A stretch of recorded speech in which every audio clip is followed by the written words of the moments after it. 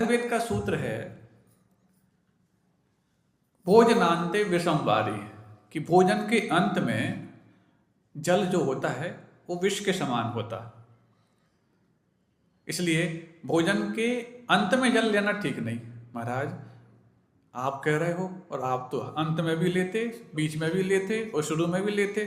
कम से कम आप नहीं लेते होते तो आप एक बात कहते तो बात समझ में आती। सुन रहे हो ना? हाँ, हम किसी को भी नहीं छोड़ेंगे, हर व्यक्ति को कटघरे में खड़ा करेंगे, चाहे खुद हो चाहे फिर कोई भी हो।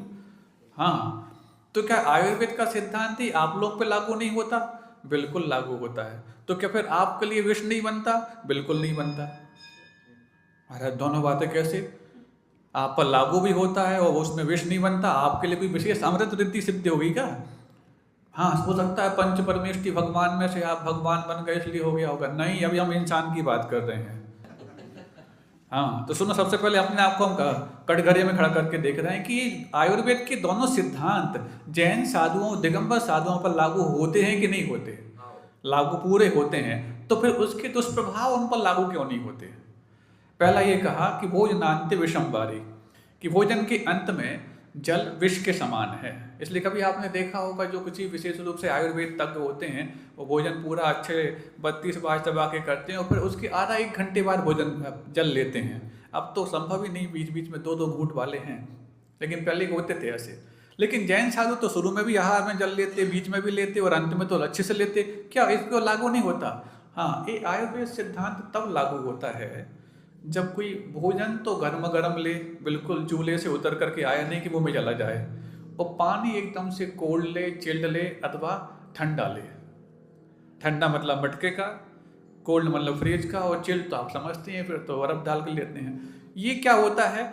वैसे ही तो हमारे शरीर में एक ऊष्मा है, उसमें यदि आपने भोजन गर्म डाल दिया है और उसके बाद जैसे उसमें चिल्ड वाटर डालोगे, सबसे ज़्यादा स्टोक्स के लिए समस्याएं यही हैं। और चिल्ड वाटर जाकर के ही आपकी जगह जगह वो जमता है, चाहे वो घुटनों में जम जाए, चाहे कमर में जम जाए, चाहे बैक में जम जाए, चाहे वो आपके शोल्डर्स में जम जाए। ये सब कुछ जितने भी म्यूकस बन रहे हैं, म्यूकस मतलब वो जो फैट जमा हो रहा है, चाहे वो नाक में हो, चाहे वो यहाँ पर हो, चाहे कमर में हो, चाहे कोहनी में हो, जॉइंट्स में हो, सब म्यूकस की खेल है पूरा पूरा। ये क्यों हो रहा है? ये अपरिपक्व आपका भोजन है, वो अपना मैच्योर्ड स्टेट तक नहीं पहुंच पाया। हमारा भोजन जो होता है वो 7 स्टेप्स पार करता। सबसे पहले रस बनता, फिर रुधिर बनता, फिर मांस बनता, फिर मेद बनता, फिर अस्थि बनता, फिर मज्जा बनता और फिर शुक्र बनता। ये लास्ट वन है जो इसका नाम एनर्जी है। यदि हम अपने भोजन से एनर्जी लेना चाहते हैं तो हमारा भोजन 7 स्टेप तक पहुँचे। वो तो तब जब उसके लिए एप्रोप्रिएट एंजाइम्स मिलें, वो तो तब जब उसके एप्रोप्रिएट टाइम में हम भोजन करें। वो टाइम और सुन लें पहले।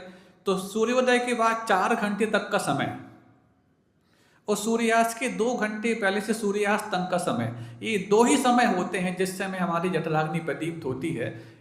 जठराग्नि इन द सेंस जिस समय आपके भोजन लीवर से एंजाइम्स रिलीज होते हैं जो आपके भोजन को 7 स्टेप तक पहुंचने में मदद करते हैं।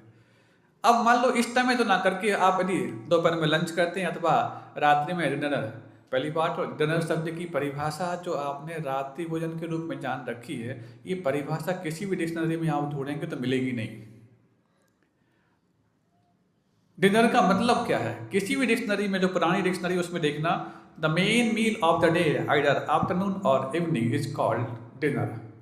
यानी दिन का मुख्य भोजन जो दोपहर अथवा शाम को किया जाता है उसका नाम डिनर। मतलब जिन्होंने डिनर शब्द दिया है वो भी नहीं चाहते थे कि तुम रात में खाओ। बत्तु स्वभावो धम्मो, मैं उसी धर्म को यहाँ पर कहने जा रहा हूँ। आचार्य महाराज कहते हैं, देशयामी समीचीनम धर्मम कर्म निवर्हणम संसार दुखता सत्वान। संसार के दुख से सत्व यानी प्राणी मात्र के लिए धियो धरती उत्तम सुखे, जो उत्तम सुख में रख देता। अच्छा ये बताओ,